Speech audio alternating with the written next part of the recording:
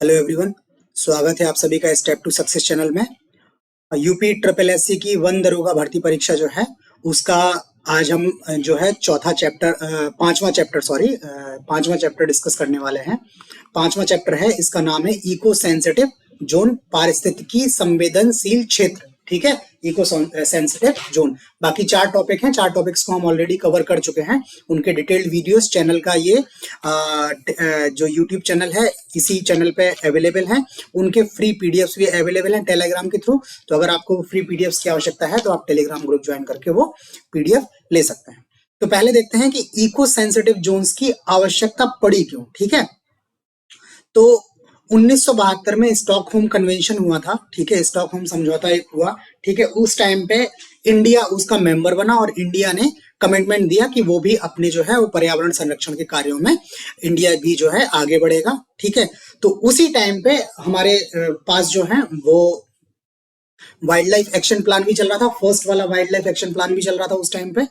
तो जो ये माना गया कि वाइल्ड लाइफ कंजर्वेशन जो है, वन्य जीवों का संरक्षण जो है वो केवल आरक्षित और संरक्षित क्षेत्रों में नेशनल पार्क या राष्ट्रीय उद्यान और वन्य जीव अभ्यारण्य बनाकर करने से बात नहीं बनने वाली है।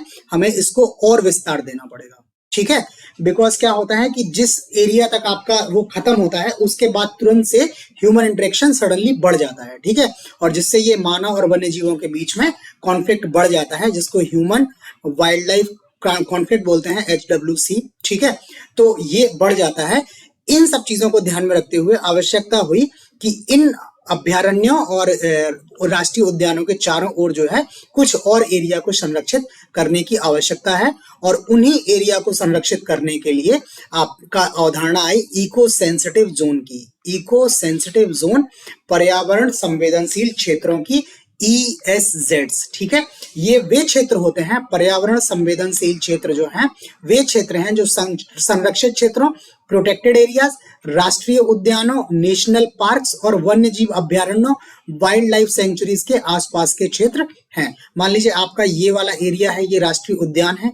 ठीक है, ये राष्ट्रीय उद्यान हो गया, फिर उसके बाद ये आपका जो हो गया वो प्रोटेक्टेड एरिया हो गया, संरक्षित क्षेत्र हो गया या वन्य जीव अभ्यारण्य हो गया। तो इसके बाद वाला जो एरिया होगा उस एरिया को हम लोग क्या बोलेंगे, EZS। ठीक है, ये जो है EZS या इको सेंसिटिव जोन्स ये कहलाते हैं, इनके आसपास के क्षेत्र जो हैं। ठीक है, इनका जो नोटिफिकेशन होगा वो कैसे होगा, इनकी अवधारणा कहां से आई, तो पर्यावरण, वन और जलवायु परिवर्तन मंत्रालय, ministry of environment, forest and climate change जो है उसने क्या है, राष्ट्रीय वन्य जीव कार्य योजना, जो दूसरी वाली योजना हुई थी 2002 से 2016 के बीच में, इस वन्य जीव कार्य योजना को हम लोग ऑलरेडी पढ़ चुके हैं।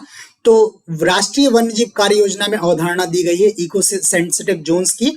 ठीक है, कि राज्य सरकारों को यह अधिकार दिया है, राज्य सरकारें जो है राष्ट्रीय उद्यान, वन्यजीव अभ्यारण्य एवं संरक्षित क्षेत्रों की सीमाओं के चारों ओर 10 किलोमीटर तक के भीतर आने वाली भूमि को इको फ्रेजाइल जोन या पारिस्थितिकी संवेदनशील क्षेत्र, जिसको बोलते हैं इकोलॉजिकली सेंसिटिव जोन, ESZ के रूप में घोषित कर सकती है। राज्य सरकारों की यह घोषणा करनी चाहिए। ठीक है, ये राज्य सरकारों की जिम्मेदारी डाली गई कि राष्ट्रीय उद्यान जो है, वन्य जीव अभ्यारण्य है, जो प्रोटेक्टेड एरियाज हैं, उनकी सीमाओं के चारों ओर 10 किलोमीटर तक के क्षेत्र को आपको ये घोषित करना चाहिए, इनका संरक्षण आपको करना चाहिए। अच्छा, ये घोषणा जो होगी इसको लीगल सैंक्टिटी या लीगल वैलिडिटी कहां से मिलेगी, वो मिलेगी पर्यावरण संरक्षण अधिनियम 1986 के तहत। ठीक है, ये पर्यावरण संरक्षण अधिनियम जो है 1986, पर्यावरण संरक्षण से लेके जितने भी उपाय हैं वो इसी के तहत, इसी अधिनियम के तहत किए जाते हैं। ये लीगल डॉक्यूमेंट है, वैधानिक दस्तावेज यही है। तो राज्य सरकारें भी यही पर्यावरण संरक्षण अधिनियम के प्रोविजंस को यूज करते हुए उन पर्टिकुलर क्षेत्रों को क्या बोलेंगे, इकोलॉजिकली सेंसिटिव जोन या पारिस्थितिकी संवेदनशील क्षेत्र जो है घोषित करेंगी। बाकी ये जो 10 किलोमीटर का क्षेत्र है ये एक सामान्य सिद्धांत है, ऐसा कोई हार्ड एंड फास्ट रूल नहीं है कि आपको 10 किलोमीटर तक का ही बनाना है। इनकी सीमा जो है वो अलग अलग हो सकती है, कहीं ये 10 किलोमीटर से अधिक भी हो सकता है, कहीं ये 10 किलोमीटर से कम भी हो सकता है। ठीक है, 10 किलोमीटर से अधिक के क्षेत्रों को भी ESZ के रूप में अधिसूचित किया जाता है। कब किया जाएगा, जब ये हो कि ये पारिस्थितिक रूप से महत्वपूर्ण संवेदनशील गलियारे जो हैं कॉरिडोर जो है ये रखते हैं, ठीक है, कि इनके जो आसपास का एरिया है, कॉरिडोर जो है वो पारिस्थितिकी रूप से महत्वपूर्ण है, इंपॉर्टेंट है इकोलॉजिकल के टर्म्स में, एनवायरमेंट के टर्म्स में। तो 10 किलोमीटर से आगे के क्षेत्र को भी इकोलॉजिकली सेंसिटिव जोन के रूप में घोषित किया जाता है। बाकी इसको जो घोषणा होती है वो केंद्र सरकार द्वारा की जाती है, ठीक है, केंद्र सरकार के जो हमने अभी बात की, मिनिस्ट्री ऑफ एनवायरमेंट, उसके बाद से फॉरेस्ट एंड क्लाइमेट चेंज, ठीक है, इस मंत्रालय के द्वारा ये घोषणा की जाती है, ठीक है। अच्छा, यहाँ दो चीजें हैं, एक तो राज्य सरकारें डिसाइड करेंगी कि किस क्षेत्र को इकोलॉजिकली सेंसिटिव जोन के रूप में नामित करना है, किसको घोषणा करना है, बाकी उसका प्रोसीजर फॉलो होगा और फाइनल डिक्लेरेशन जो होगी, नोटिफिकेशन जो होगा वो केंद्र सरकार द्वारा होगा। केंद्र सरकार के जो मंत्रालय है, केंद्रीय पर्यावरण, वन एवं जलवायु परिवर्तन मंत्रालय द्वारा, ठीक है, ministry of environment, forest and climate change मंत्रालय द्वारा ये घोषणा की जाएगी, ठीक है। उसके बाद से देखते हैं कि इनका मूल उद्देश्य क्या है, जो इको सेंसिटिव जोन्स हैं या पारिस्थितिकी संवेदनशील क्षेत्र जो हैं, उनकी घोषणा करने का मूल उद्देश्य क्या है, इनको बनाने का जो मेन ऑब्जेक्टिव क्या है।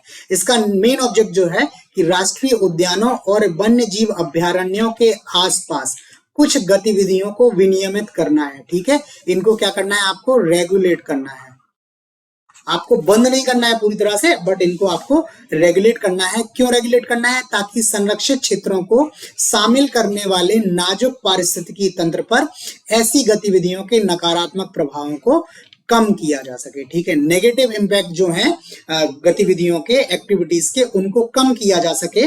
इस वजह से राष्ट्रीय उद्यान और वन्य जीव अभ्यारण्य के चारों ओर के जो क्षेत्र हैं, उनके ये घोषणा करने का ये मूल उद्देश्य है। बाकी ये इको सेंसिटिव जोन जो है, ये संरक्षित क्षेत्रों में पड़ने वाले प्रभावों के लिए शॉक एब्जॉर्बर का काम करते हैं। जैसे आप लोगों ने कार में, बाइक्स में देखा होगा, शॉक एब्जॉर्बर लगे होते हैं। सडनली कोई कंडीशन आती है, आप ब्रेक लगाते हो, कुछ लगाते हो, तो उसका जो इम्पैक्ट होता है वो काफी सारा जो है वो गाड़ी के शॉक एब्जॉर्बर्स उसको एब्जॉर्ब कर लेते हैं और आपके ऊपर इम्पैक्ट कम आता है।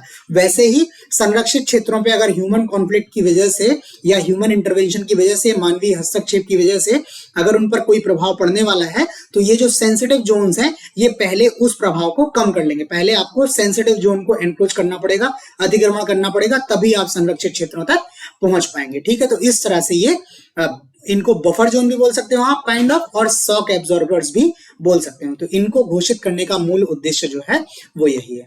अब हम देखते हैं इनको घोषित करने की प्रक्रिया क्या है, किस तरह से इनको घोषित किया जाता है। तो पहले तो संरक्षित क्षेत्रों के आसपास की गतिविधियों का अध्ययन करने के लिए एक समिति बनाएगी, एक विशेषज्ञों की समिति बनाई जाएगी, जिसमें पर्यावरणविद भी होंगे। उसके बाद से जिनको भू अभिलेखों का ज्ञान होता है, जिनको भूगोल का ज्ञान होता है, वो लोग शामिल होंगे।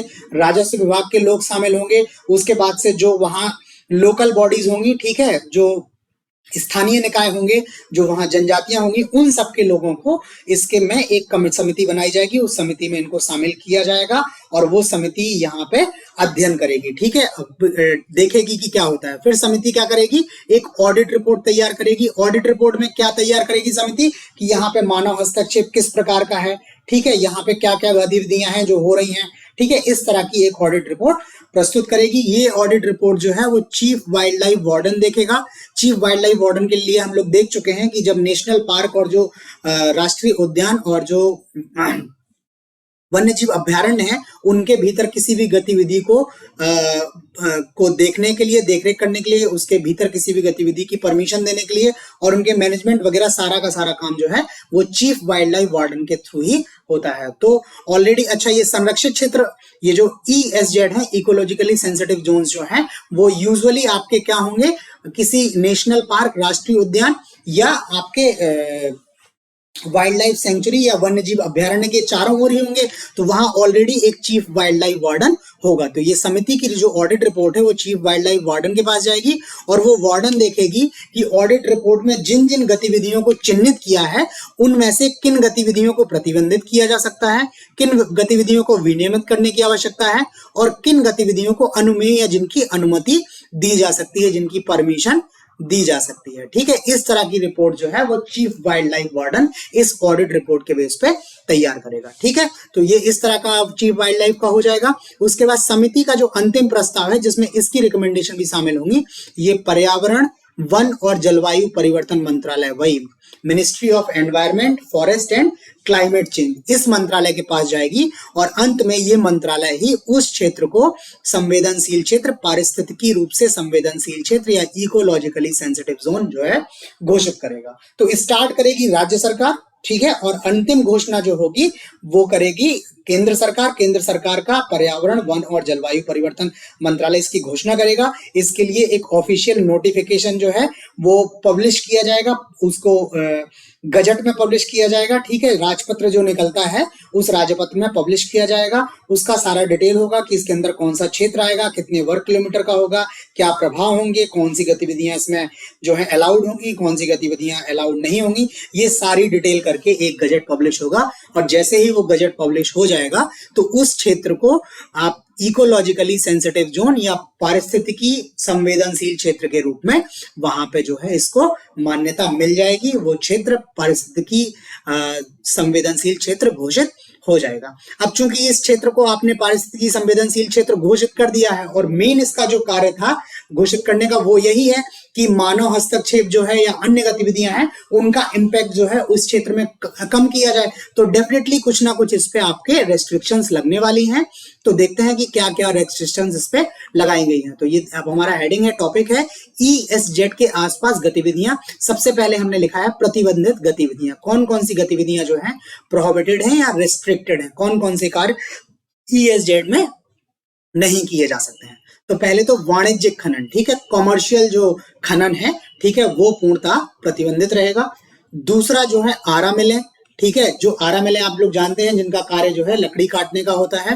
ठीक है, लकड़ी बड़े बड़े पेड़ों को काट के उनकी फिर उनको ताकि उनका विनिर्माण में काम लिया जा सके, उनका फर्नीचर बनाने में काम लिया जा सके, तो उसको छोटे छोटे टुकड़ों में आरा मिलें बनाती हैं। तो ये आरा मिलें नहीं लगाई जा सकती हैं। उसके बाद प्रदूषण फैलाने वाले उद्योग, जो चाहे किसी भी तरह का प्रदूषण हो, चाहे वायु प्रदूषण हो, जल प्रदूषण हो, मिट्टी का प्रदूषण हो, शोर हो, ठीक है, नॉइज पॉल्यूशन हो, तो प्रदूषण करने वाले कोई भी उद्योग होंगे वो उद्योग इस ESZ में नहीं लगाए जा सकते हैं। उसके बाद प्रमुख जल विद्युत परियोजनाएं, ठीक है, नेशनल हाइड्रो इलेक्ट्रिक प्रोजेक्ट्स जो हैं उनकी स्थापना नहीं होगी। उसके बाद लकड़ी का व्यवसाय, कॉमर्शियल यूज जो है वो लकड़ी का अलाउ नहीं होगा। हानिकारक रसायनों का उत्पादन एवं निस्तारण, जो डेंजरस रसायन है, केमिकल्स हैं, ना तो उनका इस क्षेत्र में उत्पादन किया जा सकता है, ना ही उनको यहाँ पे निस्तारित या उनको डिस्पोज किया जा सकता है। इसके अलावा कारखानों से निकले व्यर्थ ठोस अपशिष्ट, जो कारखानों से वेस्ट निकलता है, जो सॉलिड वेस्ट होता है, उसको भी आप यहाँ पे नहीं डाल सकते हो। और रसायन का स्राव होता है, जो लीकेज होता रहता है इनका,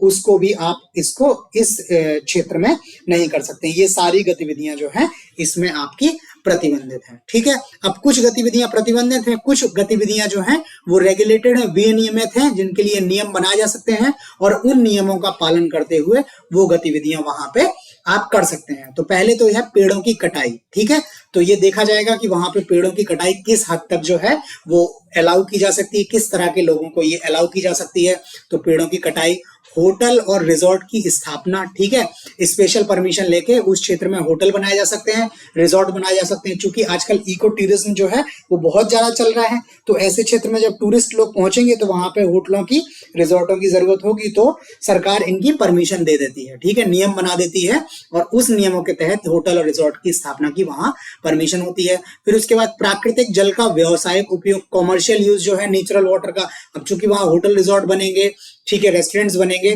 तो वो नॉर्मल सी बात है, जल का यूज जो करेंगे वो कमर्शियल पर्पज से करेंगे, तो उनके उपयोग के लेके भी सरकार जो है वो नियम बना सकती है। उसके बाद विद्युत केबलों का निर्माण, ठीक है, ये भी वहां नहीं होगा। उसके बाद कृषि प्रणाली में भारी परिवर्तन, ठीक है, भारी परिवर्तन मतलब मेजर चेंज अगर कोई है, ठीक है, मेजर चेंज आप वहां करना है अगर, तो उसके लिए रेगुलेशन बनाएंगे। जैसे भारी टेक्नोलॉजी आप लेके आ गए हैं, ठीक है, मेजर कोई टेक्नोलॉजिकल शिफ्ट हो गए, कीटनाशक आदि को अपनाना, यानी आप उस इकोलॉजिकली सेंसिटिव जोन में अगर आप बहुत ज्यादा पेस्टिसाइड्स डाल रहे हो, बहुत ज्यादा केमिकल्स यूज कर रहे हो, तो इन सब चीजों के लिए भी जो है सरकार नियम बना सकती है, गतिविधियां वहां की रेगुलेट कर सकती है। उसके अलावा सड़कों को चौड़ा करना, पहले तो सड़कों को बनाने के लिए भी परमिशन चाहिए है, और अगर आपको लग रहा है कि सड़क जो है वो जरूरतों को केटर करने के लिए जो है वो पर्याप्त नहीं है और आपको सड़क की चौड़ाई बढ़ानी है, तो सरकार उसके लिए भी नियम बना सकती है कि इस तरह से सड़कों को चौड़ा करने के लिए आपके पास नियम है, आप इनकी पूर्ति कीजिए, उसके बाद ही आप सड़कों की लंबाई या चौड़ाई बढ़ा सकते हैं, ठीक है। तो ये गतिविधियां हो गई विनियमित गतिविधियां। उसके बाद कुछ गतिविधियां ऐसी भी होंगी जिनकी अनुमति रहेगी। अनुमति किन किन गतिविधियों की रहेगी? चालू कृषि या बागवानी, मतलब जो एग्रीकल्चर वहां ऑलरेडी चल रही थी, ठीक है, जो बागवानी वहां चल रही थी, इन सब चीजों को वहां पे अनुमति रहेगी, लोग वहां कृषि कर सकते हैं, वहां पे बागवानी कर सकते हैं। लेकिन क्या है, आपको केमिकल्स का, फर्टिलाइजर्स का बहुत ज्यादा यूज नहीं करना है, स्पेशली जो आपके रासायनिक उर्वरक हैं, केमिकल फर्टिलाइजर हैं, उनका उपयोग आपको नहीं करना है। वहां पे वर्षा जल संचयन हो सकता है, आप वहां पे पोखर हैं, तालाब हैं, कुएं हैं, वहां पे उनके थ्रू आप वर्षा जल का संचयन इन सेंसिटिव जोन्स में कर सकते हो। यहाँ पे जैविक खेती आप कर सकते हो, ठीक है, रसायनों का प्रयोग नहीं करना है, केमिकल्स का यूज नहीं करना है आपको, आप जैविक खेती वहां पे कर सकते हो, जैविक खाद का उपयोग कर सकते हो, जैविक उपकरणों का उपयोग कर सकते हो। उसके बाद नवीकरणीय ऊर्जा स्रोतों का उपयोग वहां पर किया जा सकता है, ठीक है, रिन्यूएबल एनर्जी सोर्सेज जो हैं उनका यहाँ पे उपयोग किया जा सकता है। उसके बाद जो भी यहाँ पे एक्टिविटीज होंगी उसके लिए आपको ग्रीन टेक्नोलॉजी का यूज करना है, हरित प्रौद्योगिकी का यूज करना है, ठीक है, जिससे वहां पर ये रसायनों का प्रभाव उस क्षेत्र में कम से कम हो या ना हो, ठीक। तो ये सारी गतिविधियां जो हैं वहां पर अलाउ हैं। तो 3 प्रकार की गतिविधियां हमने देख ली, पहली वो जो प्रतिबंधित है पूर्णतः, दूसरी वो जिनको रेगुलेट विनियमित किया जा सकता है, और तीसरी वो गतिविधियां जिनकी अनुमति है, ठीक है। तो ये हो गया आपका गतिविधियों के बारे में पारिस्थितिकी संवेदनशील क्षेत्रों में। इसके बाद देखते हैं इनका महत्व क्या है, ठीक है, इन क्षेत्रों का महत्व क्या है। तो पहले तो यही है कि ये शॉक एब्जॉर्बर का काम करते हैं। मैंने बताया कि कोई भी इंपैक्ट होगा तो सबसे पहले इसी रीजन में होगा, ठीक है, ह्यूमन, अगर नेचर ह्यूमन का कॉन्फ्लिक्ट होगा तो पहले इसी क्षेत्र में होगा, वो डायरेक्टली आपके राष्ट्रीय उद्यानों या वन्य जीव जो सेंचुरीज हैं या वन्य जीव अभ्यारण्य है उन पर डायरेक्टली नहीं होगा, ठीक है। तो ये समहाउ शॉक एब्जॉर्बर का काम करेंगे, चूंकि वहां पे संरक्षण जो है वो एडवांस लेवल पे है, ठीक है, वहां पे बहुत ज्यादा संरक्षित प्रोटेक्टेड एरियाज वो हैं, तो वैसे प्रोटेक्टेड एरियाज पर डायरेक्ट इंपैक्ट नहीं पहुंच पाएगा, ठीक है। ये क्या करते हैं, उच्च सुरक्षा वाले क्षेत्रों एवं कम सुरक्षा वाले क्षेत्रों के बीच संक्रमण क्षेत्र के रूप में भी कार्य करते हैं, ठीक है, बफर एरियाज के रूप में ये काम करते हैं। उसके बाद विकास गतिविधियां जो हैं इनके प्रभाव को ये अंदर वाले क्षेत्रों पर कम करते हैं, ठीक है, इन सीटू संरक्षण में मदद करते हैं। जो आपने इको सेंसिटिव जोन्स कर दिए हैं वहां पे जो स्थानीय प्रजातियां होंगी जीव जंतुओं की, वनस्पतियों की, उनको ये इन सीटू संरक्षण देते हैं। हम लोग ऑलरेडी ये जो है इन सीटू संरक्षण किसे बोलते हैं, इन सीटू और एक्स सीटू, ये ऑलरेडी डिस्कस कर चुके हैं। इन सीटू क्या होता है, एक्स सीटू क्या होता है, इन सीटू के अंदर क्या क्या शामिल है, एक्स सीटू के अंदर क्या क्या शामिल है, ये सारा हम डिटेल में आपको बता चुके हैं, ठीक है। उसके अलावा क्या है इसमें वो देख लेते हैं। वनों की कमी और मानव पशु संघर्ष को कम करना है, ठीक है। अब ये प्रोटेक्टेड एरियाज है तो यहाँ पे लकड़ी आप जो है वो एक तरह से अपने मनमाने ढंग से नहीं काट सकते हैं, ठीक है, मनमाने ढंग से आप चराई वगैरह नहीं कर सकते हैं, तो इससे जो है वनों की कमी जो है वो कम हो जाए, मतलब वनों की कमी जो हो रही है, वनों का जो क्षेत्रफल घटता जा रहा है उसको समहाउ रोका जा सकता है। और ह्यूमन इंटरेक्शन, आपने ह्यूमन इंटरवेंशन, जो मानवीय जो इंटरेक्शन है उसको आपने कम कर दिया है, तो ये मानव पशु संघर्ष जो है, ह्यूमन वाइल्ड लाइफ कॉन्फ्लिक्ट जो है, ये भी इससे कम होता है, उसमें भी ये सहायता करता है। उसके बाद संरक्षित क्षेत्र प्रबंधन के कोर और बफर मॉडल पर आधारित होते हैं, ठीक है। जो अंदर वाला एरिया है वो कोर एरिया है, वो हाईली प्रोटेक्टेड है, ये वाले एरियाज जो है वो बफर मॉडल पे बेस्ड हैं, ठीक है, बफर एरियाज हैं। तो इससे इन बफर एरियाज में जो स्थानीय क्षेत्र होंगे और समुदाय के लोग होंगे वो भी इससे संरक्षित होते हैं और लाभान्वित होते हैं। क्योंकि आपने नियम बना दिया है तो कई बार ऐसा नहीं होता है कि कोई व्यक्ति जो हो वो उनकी भूमि पर अवैध रूप से कब्जा कर सके, ठीक है, या उनके संसाधनों का दोहन कर सके, ठीक है। तो उन लोगों के स्थानीय क्षेत्रों के लोगों को और उनके समुदाय के लोगों को भी इससे लाभ होता है। उसके अलावा ये क्या करता है, नाजुक पारिस्थितिकी तंत्र पर नकारात्मक प्रभाव को कम करते हैं, ठीक है। ये जो है वो सेंसिटिव जो इकोलॉजिकल सिस्टम है, इनके पर ये नेगेटिव इम्पैक्ट को कम करते हैं, ठीक है। तो ये हो गया हमारा इनका जो हमें महत्व है क्या है, ठीक। आगे चलने से पहले मैं आपको एक चीज बता दूं कि जो भी कंटेंट हम लोग डिस्कस कर रहे हैं, पहले तो वो फ्री पीडीएफ के फॉर्म में अवेलेबल है टेलीग्राम के थ्रू। ये वीडियो डिस्क्रिप्शन में भी टेलीग्राम का लिंक दिया हुआ है, वहां से आप वो फ्री पीडीएफ ले सकते हैं। बाकी हम आपको ये कंटेंट जो भी प्रोवाइड कर रहे हैं वो आपको कैसा लग रहा है वो आप हमें लाइक करके और कमेंट करके बता सकते हैं, ठीक है। अगर आपने चैनल को सब्सक्राइब नहीं किया है तो आप चैनल को सब्सक्राइब भी कर लीजिए ताकि आपको अपडेट्स के बारे में पता चलता रहे। और प्लीज आप रिव्यू अगर करेंगे कंटेंट को तो ज्यादा अच्छा होगा, बिकॉज अगर कहीं कोई ऐसी चीज है जहां पे आपको कुछ समझ में नहीं आ रहा है, कोई आपका डाउट है या कहीं से इसमें एनहांसमेंट किया जा सकता है तो उसमें आपको ही फायदा होगा, ठीक है। आप अपनी क्वेरीज ईमेल के थ्रू भी हमें कर सकते हैं। बाकी फेसबुक का ग्रुप भी है, उस ग्रुप का लिंक भी वीडियो डिस्क्रिप्शन में है, आप वहां से फेसबुक ग्रुप भी ज्वाइन कर सकते हैं, ठीक है।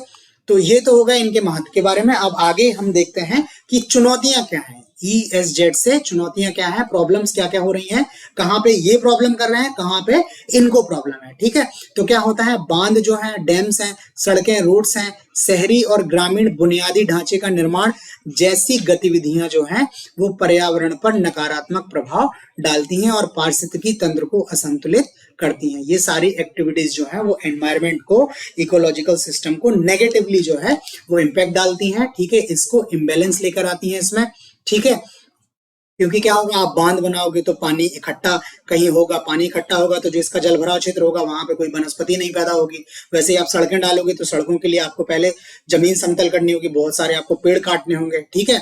तो और उसके बाद सड़कें जब बन जाएंगी तो वहां से बहुत सारे वाहन निकलेंगे, वाहन निकले तो वहां से वायु प्रदूषण होगा, उन वाहनों के ध्वनि से ध्वनि प्रदूषण भी होगा, फिर उन वाहनों से लोग निकल रहे होंगे तो लोग भी कुछ कूड़ा करकट वहां पे डालेंगे, तो इस तरह का मानवीय हस्तक्षेप भी वहां पर बढ़ जाएगा। तो इन सब चीजों से जो है वो नकारात्मक प्रभाव जो है इस पे पड़ते हैं। लेकिन चूंकि इसमें से कई सारी गतिविधियां जो है वो ESZ में अलाउड है, ठीक है, कि सड़कें भी बन सकती हैं वहां पे, बुनियादी ढांचे का निर्माण भी होना है वहां पे, होटल्स वगैरह भी बनने हैं वहां पे, तो इन सब से इन ESZ पे जो है वो नकारात्मक प्रभाव पड़ता है, ठीक है। पर्यटन का बढ़ता दबाव, इकोलॉजिकल टूरिज्म की बात की, आज के टाइम पे लोग घूमने बहुत जाते हैं, ठीक है, और नेचर के करीब जाने की कोशिश करते हैं। तो इस वजह से क्या है कि यहाँ पर जो उद्यान और अभ्यारण्य है इनके आसपास की भूमि को होटल वगैरह बनाने के लिए साफ किया जा रहा है, ठीक है। तो वन क्षेत्र जो है वो कम हो रहा है, ठीक। उसके बाद अनियंत्रित पर्यटन से मानव निर्मित प्रदूषक जैसे प्लास्टिक की थैलियां, बोतलें आदि का भी प्रभाव बढ़ता जा रहा है। आपको ये जंगल क्षेत्र में आजकल प्लास्टिक, पॉलीथीन वगैरह ये जो है वो बहुत आसानी से देखने को मिल जाते हैं, जो मृदा के लिए तो हानिकारक है ही, कई बार ये जीव जंतु भी जो है वहां के वो गलती से इनको खाद्य पदार्थ समझ के खा लेते हैं और उनके स्वास्थ्य पर भी इनका नकारात्मक प्रभाव पड़ता है, ठीक है। तो ये तो सारे जो हैं वो मानवीय प्रभाव हैं। इसके बाद पर्यावरण में जो प्राकृतिक आपदाएं आ रही हैं, ठीक है, जैसे बाढ़ आ रही है कहीं पे, कहीं सूखा पड़ रहा है, उससे भी, प्राकृतिक आपदाओं से भी, और जलवायु परिवर्तन के प्रभाव, जैसे अब बहुत गर्मियों में एक्सट्रीम हॉट है वेदर, ठीक है, सर्दियों में बहुत ज्यादा ठंडक है, तो गर्मियों में जो उनका जल क्षेत्र है जहां से वो पानी पीने के लिए आते हैं वो सूख जाते हैं, तो जानवरों को पीने के लिए पानी नहीं मिल रहा है, वनस्पतियों को पानी नहीं मिल रहा है। जब बहुत ज्यादा गर्मी पड़ती है तो जंगलों में आग भी लग जाती है, ठीक है। तो इस तरह की आपदाओं से भी ये इकोलॉजिकली सेंसिटिव जोन है वो प्रभावित है, ठीक। उसके अलावा वनों से संबंधित विभिन्न अधिनियमों के कार्यान्वयन के दौरान वन समुदाय के अधिकारों की उपेक्षा होती है। बहुत सारे एक्ट हैं, पहले कई सारे एक्ट्स जो थे जिनमें आपको वन क्षेत्रों में अगर आपको कोई भी गतिविधि करनी है तो वहां जो लोकल बॉडीज होती थी, जो स्थानीय निकाय होते थे, स्थानीय कम्युनिटी समुदाय होते थे, जो वहां रहने वाली जनजातियां होती थी, उनकी परमिशन की आवश्यकता होती थी। लेकिन अब बहुत सारे अधिनियम आए हुए हैं जिसमें उस परमिशन को खत्म कर दिया है और उनको जो राइट्स मिले थे उन राइट्स को भी कहीं कहीं क्या है, वायलेट किया जा रहा है, ठीक। उसके बाद ग्राम सभाओं के अधिकारों को अभी अतिक्रमण हो गया। जैसे मैंने बताया कि ग्राम सभाओं के जो लोगों के जो है उनकी परमिशन की आवश्यकता होती थी, लेकिन अब ये परमिशन की आवश्यकताएं जो है खत्म कर दी गई हैं, तो उनके अधिकारों का भी धीरे धीरे अतिक्रमण हो रहा है, उनके अधिकार जो है वो नकारात्मक रूप से प्रभावित हो रहे हैं। तो ये हमारे पास चुनौतियां हैं। आगे बढ़ने का रास्ता कि इस क्षेत्र में आगे कैसे बढ़ा जाए ताकि आप एक बैलेंस्ड अप्रोच हो। ठीक है, तो क्या होगा, पहले तो इन क्षेत्रों के प्रबंधन के लिए जो निर्णय लेने की प्रक्रिया हो उसमें स्थानीय समुदाय के लोगों को शामिल करना होगा। प्रॉब्लम क्या है कि स्थानीय समुदाय के लोग ही हैं। आपने किसी क्षेत्र को अगर संरक्षित क्षेत्र घोषित कर दिया है, किसी क्षेत्र को आपने पारिस्थितिकी रूप से संवेदनशील क्षेत्र घोषित कर दिया है, तो वहां पे आपने मानव हस्तक्षेप जो है वो सीमित कर दिया है। ठीक है, अब वहां स्थानीय समुदाय के लोग थे, वो इन्हीं क्षेत्रों में मिलने वाली लकड़ियों पे, उन्हीं लकड़ियों, उन्हीं पेड़ों पे, उन्हीं वन उपजों पे जो है वो अपनी आजीविका के लिए निर्भर थे। कुछ पत्ते हैं, छाल है, इन सबको ये लोग इकट्ठा करके बेच रहे थे, वहां से अपनी आवश्यकताएं पूरी कर रहे थे। लेकिन आपने जो है क्या किया है कि इनके मूवमेंट को वहां रेस्ट्रिक्ट कर दिया है। ठीक है, तो इनके पास आजीविका का जो है खतरा है। तो इसलिए बोला जा रहा है कि प्रबंधन के लिए जो निर्णय लेने की प्रक्रिया होगी तो उसमें इन लोगों को शामिल किया जाए, ताकि इनके जो भी हित यहाँ प्रभावित हो रहे हैं ये अच्छी तरह से उसको डिस्कस कर सकें और एक इस तरह का निर्णय लिया जाए जिससे इनके लिए क्या है, एक वैकल्पिक आजीविका का साधन जो है उपलब्ध हो जाए। ठीक है, और ये जो इको सेंसिटिव जोन जिस लक्ष्य की पूर्ति के लिए बनाए जा रहे हैं उन लक्ष्यों की पूर्ति भी आराम से हो पाए। ठीक है, उसके बाद ग्राम सभा को विकासात्मक परियोजनाओं के मामले में निर्णय लेने वाले प्राधिकरण के साथ सशक्त होना चाहिए। ठीक है, आपको जो लोकल बॉडीज हैं, जो ग्राम सभाएं हैं, उनको आपको एम्पावर करना होगा, उनको आपको विशेष रूप से शिक्षित करना होगा, ताकि जो प्राधिकरण है, ठीक है, जो ट्रिब्यूनल्स हैं, वो जो विकासात्मक परियोजनाएं वहां चल रही हैं उनमें जो निर्णय लेने वाली प्रक्रिया चल रही है, जो पॉलिसी का निर्माण हो रहा है, उसमें ये लोग बराबर से जो है अपने व्यूज रख सकें, अपने सुझाव दे सकें। ठीक है, तो इस तरह से इनको सशक्त करने की आवश्यकता है। स्थानीय समुदायों को वैकल्पिक आजीविका प्रदान करना चाहिए। इको टूरिज्म, बागवानी और स्थायी कृषि वैकल्पिक आजीविका के लिए प्रशिक्षण कार्यक्रम और वित्तीय सहायता शामिल हो सकती है। ठीक है, जो वैकल्पिक आजीविका प्रदान करना है उसके लिए क्या कर सकते हैं, इको टूरिज्म को आप डेवलप करेंगे और वहां पे जो आप होम स्टे वगैरह जैसी योजनाएं हैं उनके थ्रू वहां लोगों को आप जो है क्या है, आजीविका का साधन उपलब्ध करा सकते हैं। बागवानी को बढ़ावा दे सकते हैं। स्थायी कृषि है, वैकल्पिक आजीविका के लिए प्रशिक्षण कार्यक्रम है। ठीक है, कोई आप जो है प्रशिक्षण कार्यक्रम भी करवा सकते हैं। उसके बाद से इनको आप फाइनेंशियल हेल्प भी दे सकते हैं कि इनको अपना कोई उद्योग या कोई अपना लघु उद्योग, कुटीर उद्योग स्टार्ट करने के लिए आप उनको थोड़ी बहुत वित्तीय सहायता भी दे सकते हैं, जिससे ये लोग क्या है, वैकल्पिक आजीविका अपनी जुटा लें और जिस वजह से इनका जो है वो इन एरियाज में कॉन्फ्लिक्ट जो है कम हो जाए। उसके अलावा वनीकरण, पुनर्वनीकरण, वनीकरण वो जिस क्षेत्र में वन नहीं थे वहां पे वन लगाना है। पुनर्वनीकरण जहां पे वन थे लेकिन किसी कारणवश उन वनों का ह्रास हो गया है तो वहां पे पुनर्वनीकरण। उसके बाद आवासों का पुनर्जनन, ठीक है, जो आवास खत्म हो रहे हैं, ठीक है, उनको दोबारा से बनाना है। बाकी शिक्षा के माध्यम से जलवायु परिवर्तन के प्रभावों को कम करना है। इन सब चीजों से आप इन इको सेंसिटिव जोन्स को जो है दोबारा से आप जीवित कर सकते हैं, इनका प्रबंधन अच्छे से कर सकते हैं, जिससे इनसे जो लक्षित उद्देश्य हैं उन उद्देश्यों की पूर्ति अच्छे से हो। ठीक है, तो इको सेंसिटिव जोन्स के बारे में तो सारा का सारा ये हो गया। बाकी भारत में कितने इको सेंसिटिव जोन्स हैं, तो इसका मोटा मोटा डेटा है कि भारत में लगभग 600 के ऊपर जो है वो इको सेंसिटिव जोन्स हैं। 600 से ज्यादा इको सेंसिटिव जोन्स हैं। लेकिन ये आप ऐसा मत सोचिएगा कि ये टुकड़ों में है, ये बंच में है। तो मुश्किल से 9 से 10 ऐसे क्षेत्र हैं भारत में जिनको इको सेंसिटिव जोन्स के रूप में नामित किया हुआ है। ठीक है, बट इनका जो बहुत ज्यादा डेटा कहीं भी अवेलेबल नहीं है। हमने बहुत सारे सोर्सेज से सर्च किया है, इवन जो भी गवर्नमेंट के ऑथेंटिक डॉक्यूमेंट्स हैं, गवर्नमेंट की साइट्स हैं, उन सबसे भी डेटा कलेक्ट करने की कोशिश की है, बट एक्यूरेटली सबके नाम हमें नहीं मिले हैं। और बाकी मुझे लगता भी नहीं है कि एग्जाम पॉइंट ऑफ व्यू से इनके नाम आपसे पूछे जाएंगे। ठीक है, बस एक चीज है कि पश्चिमी घाट जो है, वेस्टर्न घाट्स जो हैं, इनके पारिस्थितिकी संवेदनशील क्षेत्रों के वर्गीकरण करना था। ठीक है, जैसे वेस्टर्न घाट बहुत बड़ा है, ये 5-6 राज्यों में फैला होता है। ठीक है, तो वहां पे जो भी क्षेत्र हैं उनकी संवेदनशीलता के आधार पर उनका वर्गीकरण करना था। उस वर्गीकरण के लिए 2 समितियां या 2 पैनल बनाए थे। एक पैनल था माधव गौडगिल पैनल और दूसरा कस्तूरी रंगन समिति। इन्होंने अपने अपने रिकमेंडेशन दी है कि यहाँ पे ये होना चाहिए, ये होना चाहिए, बट वो रिकमेंडेशन मेरे हिसाब से आपके लिए इंपॉर्टेंट नहीं है। आपको ये पैनल्स के नाम याद रखने हैं। और इन पैनल्स का गठन किस लिए हुआ था, पश्चिमी घाट के पारिस्थितिकी संवेदनशील क्षेत्रों के वर्गीकरण के लिए इनका गठन हुआ था। ठीक है, तो ये आपसे यहाँ से क्वेश्चन पूछा जा सकता है। ठीक, तो जो आपका टॉपिक था उसमें इतना ही है। इसके अलावा मुझे नहीं लगता कि और कहीं से क्वेश्चन आने की संभावना है। ठीक है, तो आप इतना इसको पढ़ लीजिए, अच्छे से देख लीजिए। ठीक, क्वेश्चन जहां तक मुझे पता है क्वेश्चन स्ट्रेट ही आएगा, डायरेक्ट होगा, बहुत घुमा फिरा के क्वेश्चन आपको नहीं मिलेगा। आईएएस के पैटर्न पे या पीसीएस के पैटर्न पे क्वेश्चन नहीं आएगा, ठीक है, स्ट्रेट क्वेश्चन आने की संभावना है। ठीक, तो इस टॉपिक में इतना ही है। बाकी हमने आप टॉपिक में जो भी डिस्कस किया है वो आपको कैसा लगा वो आप हमें प्लीज लाइक करके कमेंट करके बताएं। अगर आपने सब्सक्राइब नहीं किया है तो प्लीज चैनल को जरूर सब्सक्राइब कर लें ताकि आपको टाइमली अपडेट्स मिलती रहे। उसके अलावा ये फ्री पीडीएफ जो है वो टेलीग्राम पे है। इसके साथ साथ डेली करंट अफेयर्स के भी हम लोग वीडियो डेली बेसिस पे प्रोवाइड कर रहे हैं, जिसमें जो भी दिन के महत्वपूर्ण करंट अफेयर्स हैं उनको हम आपको दे रहे हैं। अभी डेली बेसिस पे चल रहे हैं, बाकी हमारा टारगेट आपको ये मंथली बेसिस पे देने का भी है ताकि आपको एग्जाम के टाइम पे बहुत ज्यादा मेहनत ना करनी पड़े डेटा कलेक्ट करने में। हम आपको more than sufficient data provide करेंगे ताकि आपका क्वेश्चन कहीं से मिस ना हो। ठीक है, तो आज के लिए बस इतना ही, बाकी कल मिलते हैं नए वीडियो के साथ। तब तक के लिए धन्यवाद।